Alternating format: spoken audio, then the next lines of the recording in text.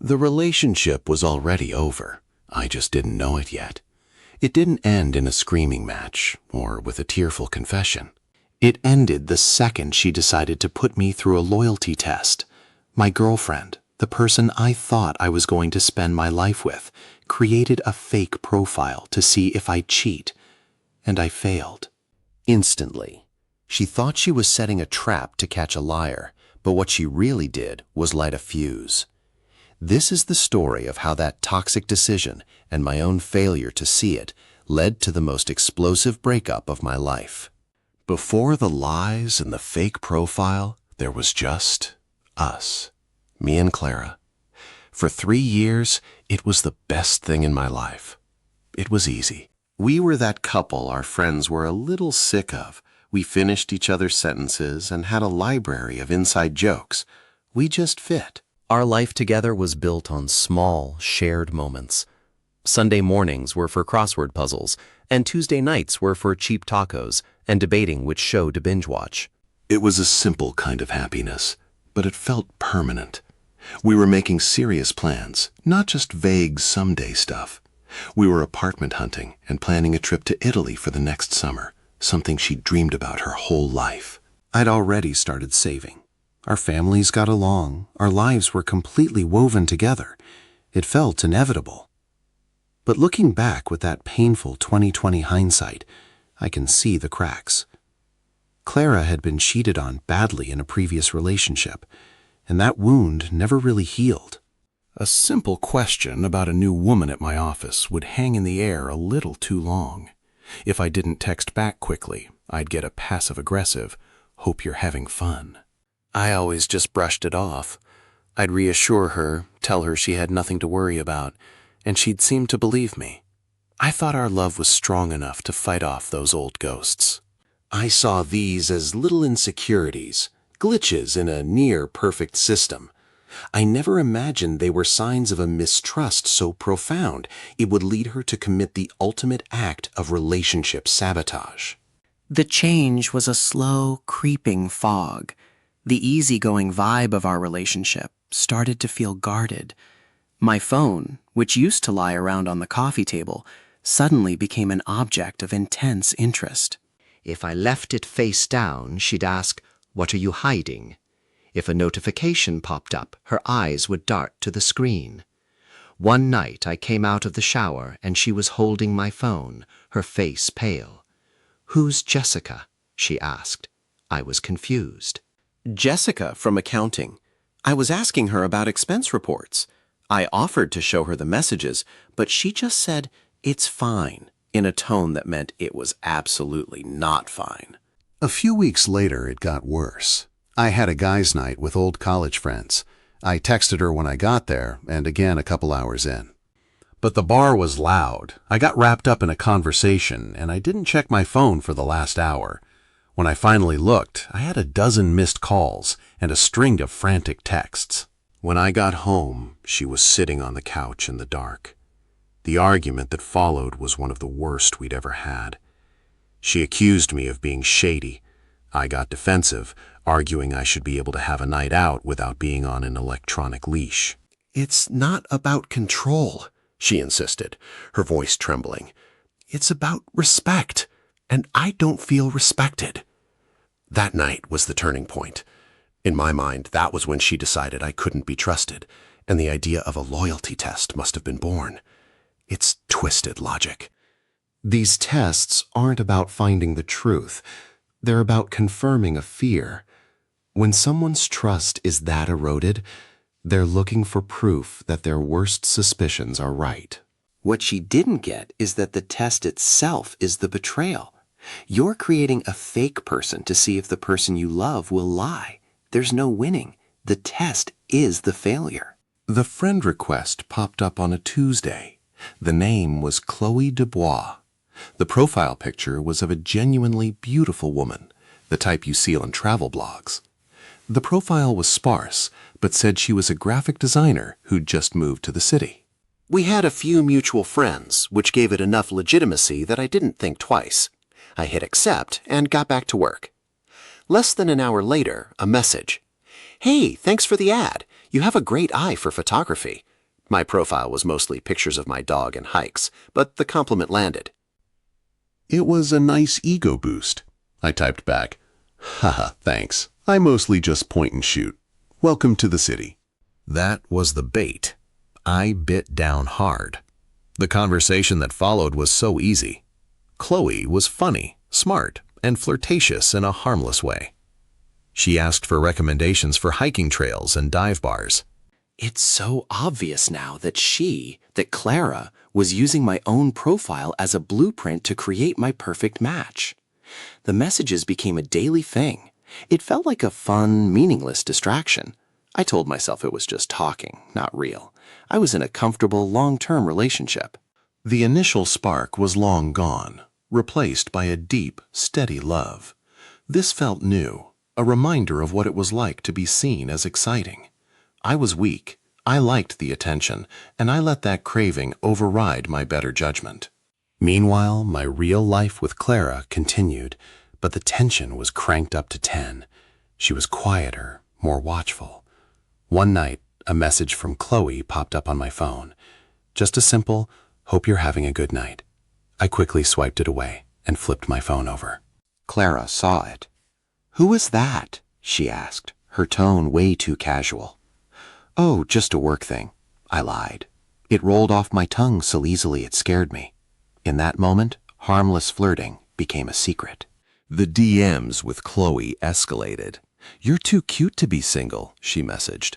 My heart pounded as I typed back, "Haha, who said I was single?" It was a pathetic deflection, not a denial. She pounced. "Oh, a guy as great as you has to be taken. Is she lucky?" I didn't answer. I changed the subject. The breaking point came 3 weeks in. Chloe messaged me late one night. "My friends bailed on me. We should get a drink sometime. I'd love to pick your brain about some design stuff and maybe other things. JM." This was it, the point of no return. Every alarm bell should have been screaming. I should have said, "I have a girlfriend, this is inappropriate," and blocked her. But I didn't. I wrote back, "Yeah, maybe we could do that sometime." I failed, utterly. I hadn't physically cheated, but I had emotionally cheated. I had lied to my partner and shattered our trust. A knot of guilt tightened in my stomach, but I pushed it down. I told myself it was just a fantasy I'd never act on. But I had opened the door. I had no idea Clara was on the other side, ready to burn our world to the ground. She had her proof. Before I tell you how this all came crashing down, I have to ask, if you were in my shoes, what would you have done?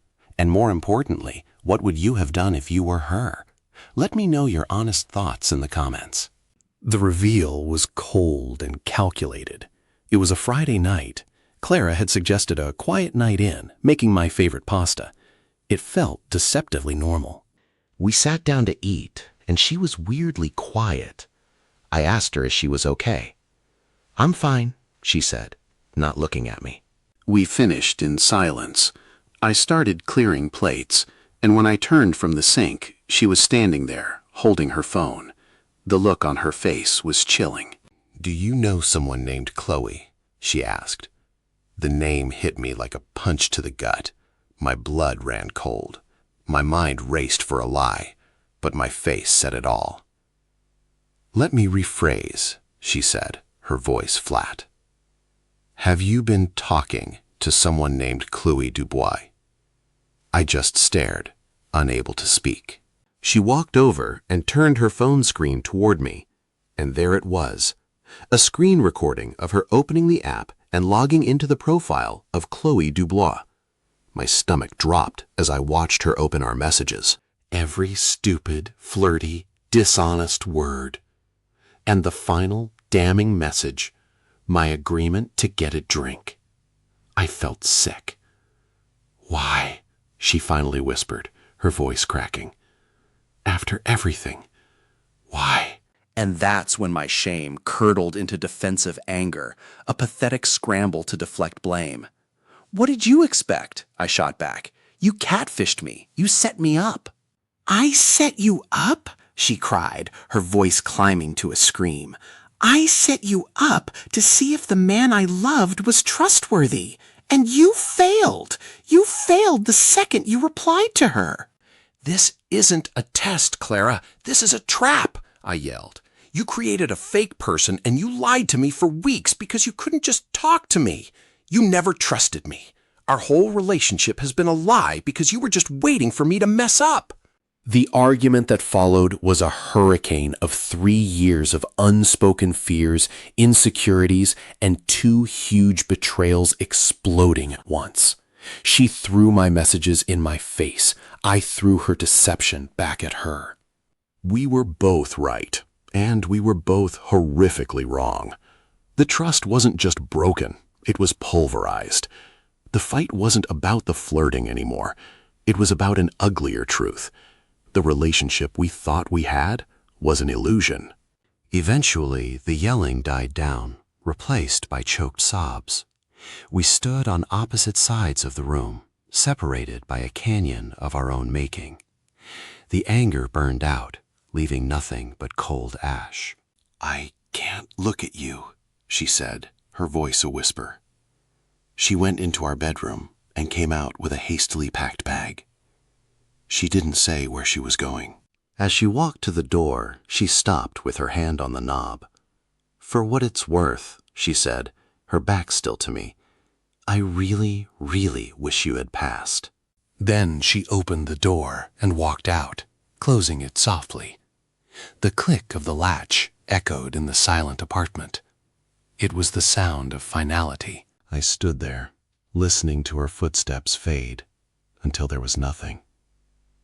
The smell of pasta was still in the air, a sick reminder of the normal life we had just an hour ago. It was over. We never saw each other again. There were a few sterile texts about logistics, but we never spoke.